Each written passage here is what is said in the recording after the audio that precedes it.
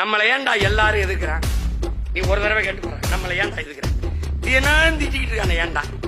என்ன நாட்டை 10 ஆண்டு 5 ஆண்டு ஆண்டு நம்ம கணக்கு இல்லாத ஊழல் லஞ்சத்துல ஊறி திளைச்சு மலைய மணல் அள்ளி வித்து கொலை செஞ்சு கொள்ளையடிச்சு சாராயங்காய்ச்சி வித்து ஏதாவது பண்ணமா இல்ல. அப்ப ஏன் எதிர்க்கிறான்? இதையெல்லாம் நாம் வந்து விட்டால் செய்ய முடியாது. அதனால ஒரே நேரத்தில் எதிர்ப்பான்டா எல்லாரும். ஏன் நீ திராவிடன் சொன்னா இருந்திருப்பான், நீ இந்தியன்னு சொன்னா இருந்திருப்பான். நீ என்ன சொல்லிட்டா? நாங்கள் தமிழர்கள் என்று சொல்லிட்ட. நான் என்ன பண்ணிட்டா? நான் தமிழர், நாங்கள் தமிழர்கள். பிரச்சனை என் உடன் பிறந்தானே.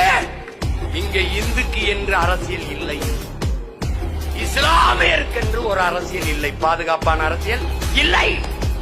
கிறிஸ்தவர்க்கு என்று ஒரு பாதுகாப்பான அரசியல் இல்லை. படையாட்சிக்கென்றோ பறையருக்கென்றோ நாடாருக்கென்றோ கோணாருக்கென்றோ கவண்டருக்கென்றோ தேவருக்கென்றோ தனித்த பாதுகாப்பான பெருத்த அரசியல் இல்லை. இருந்தாலும் அது வெல்லாது. அது உரிமையை இழந்த அடிமை அரசியலாகத்தான் இருக்கும். ஆனால் எது உனக்கு பாதுகாப்பான அரசியல்? எது? மொழி இனத்திற்கான, தமிழ் பேரினத்திற்கான அரசியல் தான் எல்லாருக்குமான பாதுகாப்பான அரசியல். நீ வீட்டுல உழ வைக்கணுங்கிற, நான் நாட்டுல உழ வைக்கணுங்கிறேன்.